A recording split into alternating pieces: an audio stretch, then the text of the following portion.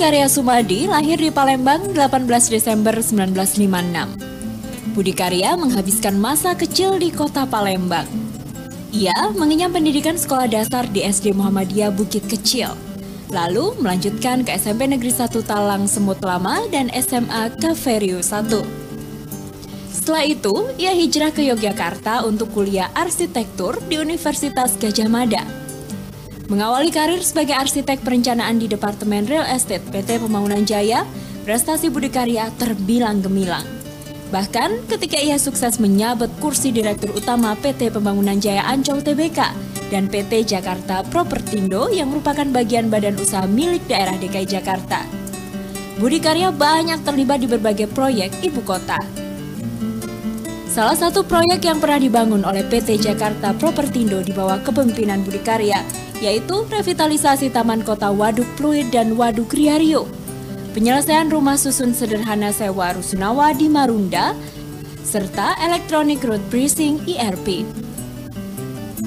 Atas kesuksesannya, Budi Karya juga dipercaya untuk memimpin badan usaha milik negara BUMN, yaitu PT Angkasa Pura II yang mengelola 13 bandara di Indonesia, termasuk Bandara Internasional Soekarno-Hatta.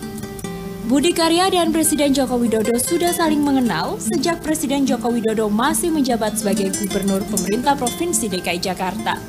Pada reshuffle Kabinet Jilid 2 pada tanggal 27 Juli 2016, Budi Karya dipilih sebagai Menteri Perhubungan menggantikan Ignatius Jonan.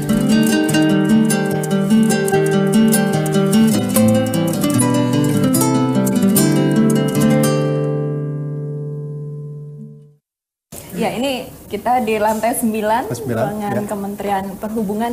Di sini banyak sekali foto-foto proyek yang sedang dikerjakan. Ini nih salah satu yang ditunggu-tunggu ya. LRT Palembang untuk Asian Games. Wow. Akan selesai nanti. Sekarang lagi finalisasi.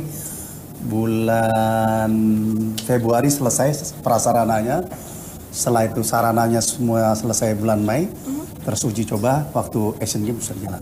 Oke, Asian Games 2018 sudah dipastikan akan bisa dipakai. Kalau ini pertama kali kereta api di Sulawesi dari Makassar ke Parepare. Ini lagi konstruksi. Ya. Pertama kali, luar biasa sekali. Ini tol laut. Ya. Nah, tol laut.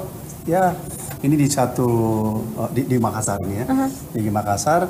Ini tujuannya apa? Tujuannya mengurangi disparitas harga. Di sana kan bahan-bahan mahal. Di Jawa lebih murah. Kita kirim supaya harganya turun. Sekarang rata-rata turun 20%. Oke, ini salah satu solusi untuk menekan harga di luar Pulau Jawa. Tol laut ini menarik, ada 15 atau berapa? 15 ada 15 rute. Baik. Kita akan melihat ke ruangan yang ada di... Ada kontrol. Oke. Di lantai 7. Ada lantai 4. Oke. Ada dua kegiatan yang dilakukan. Satu, pemasangan stiker. Ya. Pemasangan stiker adalah menandakan bahwasanya itu adalah taksi aplikasi. Ya. Ini penting karena bagaimanapun juga kita harus menampilkan diri ya memang sebagai taksi. Ya, supaya bisa membedakan yang resmi dan yang tidak resmi. Dengan dasar ini juga dimungkinkan kita mengidentifikasi banyak hal. Kita sudah minggu yang lalu pernah mengurus inisiatif CARE. Banyak yang sudah ikut SIM, sekarang CARE ya. Terus nanti kita akan melakukan batas bawah. Ini adalah upaya kita untuk membuat suatu aturan 108 yang mengakomodasi yang namanya kesetaraan, ya, agar taksi aplikasi dan taksi konvensional mempunyai hak yang sama, mempunyai kesempatan yang sama. Iya. Ini ruang kontrol dari Perhubungan Laut, di mana kita lihat di sini ada suatu picture Indonesia dengan sebaran-sebaran.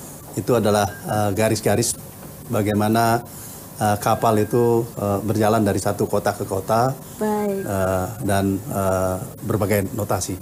Dan kita bisa tahu beberapa kapal itu posisinya ada di mana. Ini segala yang terjadi di Laut Indonesia bisa dideteksi di Ya, monitor betul. ini.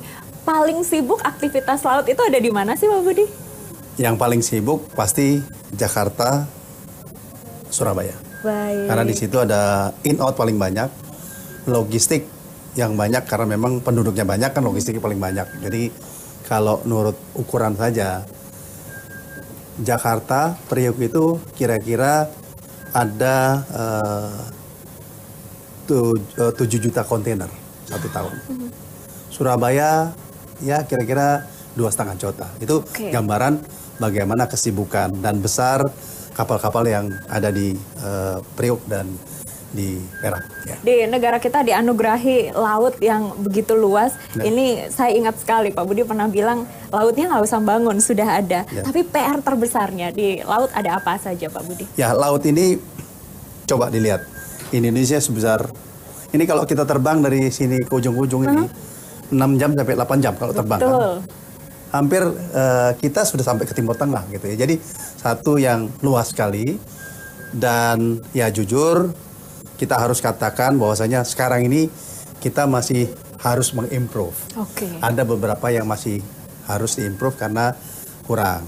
Nah, oleh karenanya pekerjaan untuk membangun pelabuhan yang di pinggir-pinggir, di Maluku, di Aceh, di Papua, di Kalimantan, kita intensif sekali membangun. Setelah membangun, kan mesti ada orangnya. Jadi kita harus hadirkan mereka. Mereka itu ada yang punya fungsi mengurus pelabuhan, ada yang punya fungsi navigasi, atau kalau yang lebih advance, bagaimana mengatur kapal-kapal komersial itu bergerak dari satu tempat ke tempat. Contohnya tol laut, gitu ya. Oke. Tol laut itu kita bawa barang dari Surabaya ke beberapa titik pelabuhan ya, ke Indonesia bagian timur. Di situ satu kapal ada 15 lintasan, satu kapal akan berhenti di 3 sampai 5 titik. Ya, katakanlah satu kapal dari Surabaya, setelah ke Makassar, mereka ke Ambon, setelah itu ke Manokwari, setelah itu balik lagi ke sini.